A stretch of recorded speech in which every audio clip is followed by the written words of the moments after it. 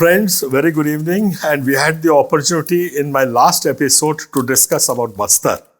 And where I had told you that villages serviced by roads and villages which don't have roads, where persecution and Christianity, how they face each other and what are the turmoils and troubles they face.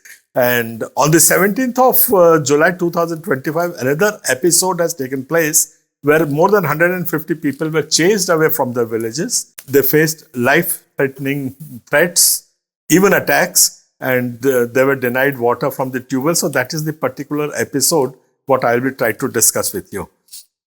These villages, normally, as you see in this video over here, and these photographs, they show you that these villages are located in a hill area. And each hill area, there is a hill village. This village has 1,500 to 2,000 residents, almost in each village on an average. And these villages, these people, they live in small hamlets, bit separated from the main body, and they live according to that. They are divided according to their tribes. So one tribe will have a separate hamlet, other tribe will have a separate hamlet, third tribe will have another hamlet. So similarly, also we had in this village, Baghanpal, which was the affected village, there also we had a hamlet of 150 Christians housed in around 40 houses. Now I'm trying to explain you how persecution works in these villages, how the things go around. Normally hamlets in these villages and the tribals in these all villages, they live very peacefully. They don't fight amongst themselves because that is the basic culture. The tribals don't fight tribals. But now the times have changed and these people face a lot of persecution. And now how the persecution goes around in these villages where Christians are there, that I am trying to picturize to your good selves over here. Normally in a village, there is a priest. He is given a bribe on the night of the attack. He instigates the tribals that saying that God's names have been defiled. And it is the Christians who are responsible who have defiled our gods, and now our gods are angry. And then obviously a lot of liquor flows over there, a lot of money flows amongst the people who will be attacking. And in the dead of the night, they attack the people. The targeted attack on the victims takes place. And normally the attackers are 4 to 5 times more than the victims. And when this attack takes place, it is very ruthless. It is very violent. First of all, they are under the trance of the liquor. There can't be any sort of reasoning with them. And all their senses, sympathies, they all die at that particular moment. And they use bows, arrows, spears, sticks, and they don't spare women or children. The blood flows freely. This is how the beating takes place. When such a beating takes place, the victims, they are overpowered 5 times, and it is a surprise attack for them. They have no option except to run for their lives. The same thing happened on the 16th night. 16th night, when the attack took place, they just ran away from their houses, taking whatever they could carry with them, almost nothing. All barebacks with shirts or 1 or 2 saris. They just took hold of the children, and on foot, they ran to the next nearby village. And that is the place where our block president, he lives over there. And so these victims, about 100 to 150 in number, they ran to that village. There's a small church over there, and they took refuge over there. The block president, he arranged food for them for the next morning. And because by that time, these people had organized. Normally, when the attack takes place in one village, the attackers don't leave that village. They will not be safe in any other outside their villages. So they don't chase them much. They chase them to a few distance and then they leave them. So this is what happened over there, where about 150 people, refugees, they took refuge in a small built church. You can see them in this video over here. For 1 night or 2 nights, the block president of Chhattisgarh Christian Forum, he fed them. He arranged food for them.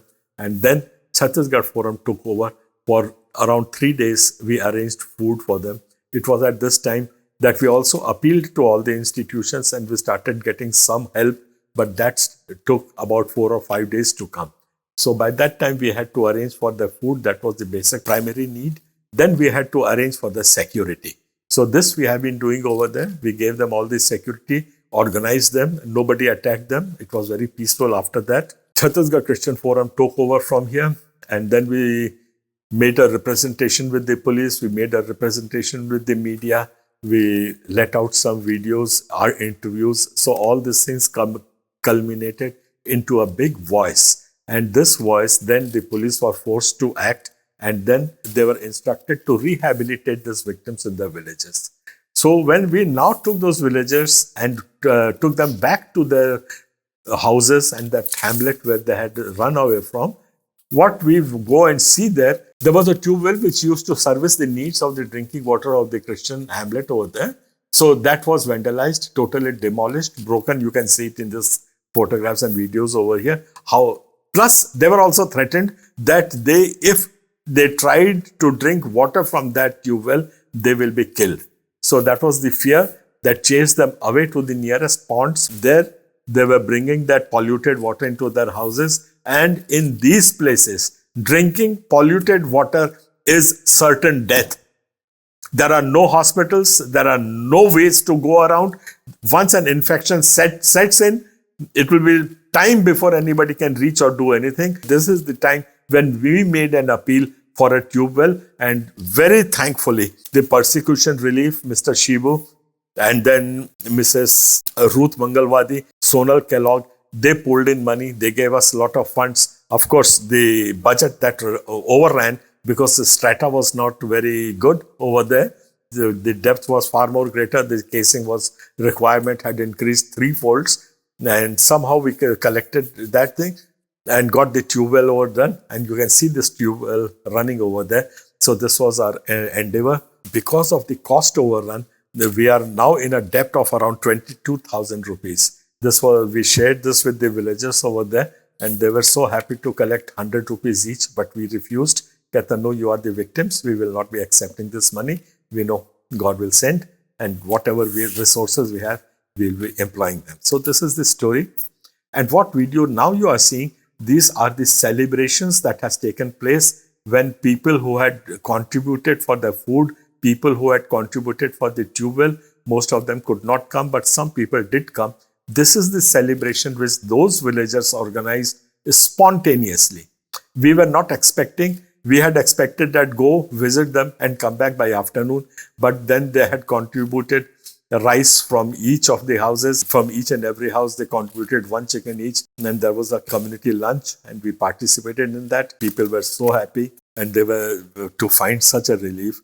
The main point in digging a tube well over there was to give them a challenge and give these people a lot of confidence and demoralize the people who had broken the wells, because now that village stands demoralized. Kehta, we have stopped water of Christians, but immediately these people have got such a good network that tube well was given to them. So further attacks are preempted by such acts. And so we were desperate. And that's why we were desperately asking people to please contribute so that we can give a tube well. So this tube well has given. They are happily back into their village. All these videos you can see, there was some preaching going on. He gave a good sermon.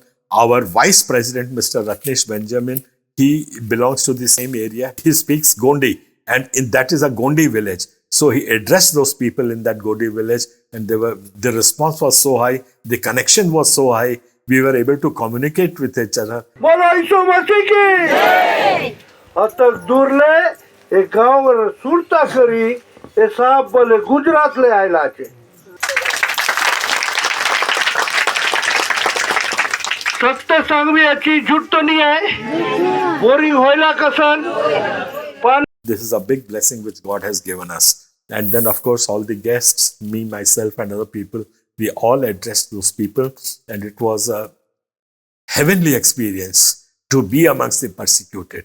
It was actually God-sent experience for us that we could sit with them, share their pains, share their things, of course in broken language and of course with a limited communication, that we can see the happiness on their faces. This is what God has made us to be. This is what we actually are. Well, this is Bastar. This is Bastar for you. This is all past.